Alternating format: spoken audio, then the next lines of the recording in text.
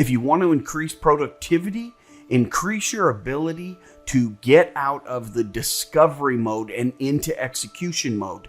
And today we're going to talk and give real-world examples of how this model will increase your personal productivity, or if you are a leader, or if you're a leader, it will increase the productivity of your teams.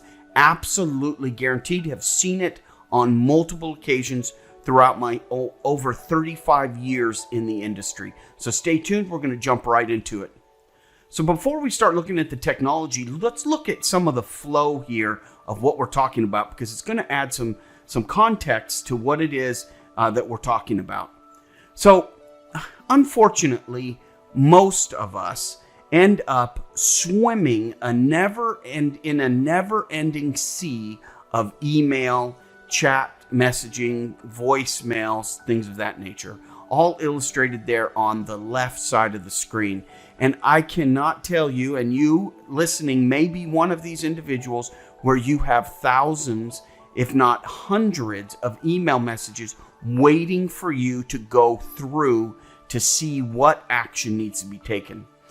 This is an ingredient for lower productivity, and quite honestly is a great way to be viewed as somebody who cannot produce results. If you cannot get through your email box efficiently every day, there are other challenges within your environment that need to be addressed. The first place to start is reshaping the way you think about work. The way you think about work right now is more of an interrupt cycle. So if you think about it from a computer term, when we have non-interrupts or non-false positives, the computer system runs more efficiently. It's true with any type of automation. So what do we need to do to get into that non-interrupt mode? Well, we need to focus the attention that we're working on things into specific categories. And to keep it simple, there are two primary categories: discovery and execution. In the discovery phase, we're really looking for the tasks that need to be done. And you can see those illustrated in this drawing on the discovery 10% on the left of your screen and discovery 5% on the right of your screen. On the left of your screen, you have input. Email is probably the largest contributor to the discovery phase, but you may also be getting chats in Teams or text messages or voicemail messages. In addition, you may be going to meetings over there on the right-hand side and where discussions are happening. And for Pete's sake, if you're having a meeting and you're not just fully sharing information or generating an action from that meeting, you may want to look at why you're having that meeting. And then, of course, task management, where you can prioritize, assign due dates, and delegate. These activities, this discovery phase, should be daily. You should be able to look at everything that's due and overdue, prioritize, date it, delegate it, take action. And that brings us to the middle of the screen. The middle of the screen is really, how do you effectively prioritize and execute your tasks? And how do you consistently and accountably, I'm not sure that's a word, but with accountability, how do you effectively do follow-up on those tasks issued? The reality is, if you're in a large organization, you may have thousands of tasks that you're responsible for. It's very easy to have things slip through the cracks, and it generates an immense amount of stress on the individual. This concept, this discover and execute, will save that stress, because things do not get lost between the cracks. We know everything, and everything needs to be done. Now, this is not implying that you're going to get everything done, right? But at least you know when you have things that you're not getting done, and you continue to push them to the right. So let's take a look here just at this model, in kind of a real world example. So let's take and open up email here, and we'll take a look at my environment and see exactly how I'm applying these principles in my everyday life, and we can go from there. So here, let's take a look at my inbox. Now, typically in a given day, I average around 250 emails in my inbox, right? Either here in my EDU account or in my .mail account. So About 250. I cleaned this out at 6:30 this morning and then cleaned a lot of them out again right after lunch. So here you're seeing kind of between lunch and the end of the day, I have 12 open, 12 unread, and then you can see several in there. So that looks pretty good. Not hundreds. Tomorrow morning, I'll spend another 30 minutes and go through all of that.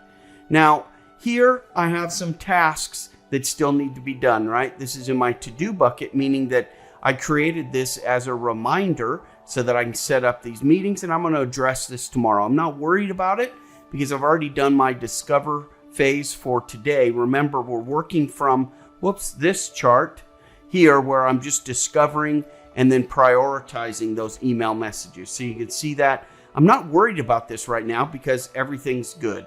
Here inside of my tasks, I can group by priority or due date.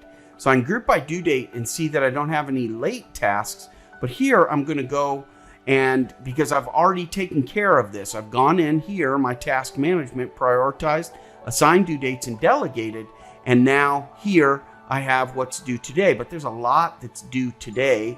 So I'm going to go ahead and just prioritize because I've added what's urgent, what's important, what's medium importance, and then I can filter this out even more to say I just want things from today. And then I can see what's urgent today, important, and medium. Now I have my list of data that I can go from, right? I've gone ahead and done these 2 discoveries. I am clearly right here within my execute phase of this plan. Now I've set up automation to assist with this. So I'm using a form to help kind of enter this data. So I have other videos on this. I'm not going to go into details, but basically I create all of my tasks and information here, my follow-up, my reminders, things like that. So for example, I created a reminder here that you see, still not assigned specific. I have it set up for 4/9, so I may adjust that tomorrow, but here, this is a reminder. I had a meeting. This was one of the actions from that meeting. So I quickly was able just to go in here, say create a reminder, add 2 fields of data, and hit submit. I can do that with all of these fields. I can do this here as well, and I can add lots of information here that reminds me of things that I need to do to make sure that this task becomes complete. Again, that's with the automation, the form, and then we use Power Automate, which we're not going to go into in this video, to provide that level of automation. And you can see here, discovery, execute. I'm spending 15% of my time discovering every day and 85% of my time executing.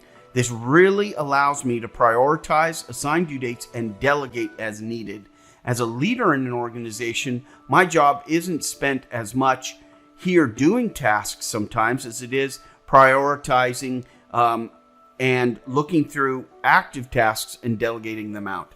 This truly is the process. If you follow, I absolutely guarantee your personal productivity and the productivity of your team members will increase dramatically. This is proven. It works exceptionally well. This automation, view other videos on this channel for how to build this automation in the forms, but it works consistently every single time.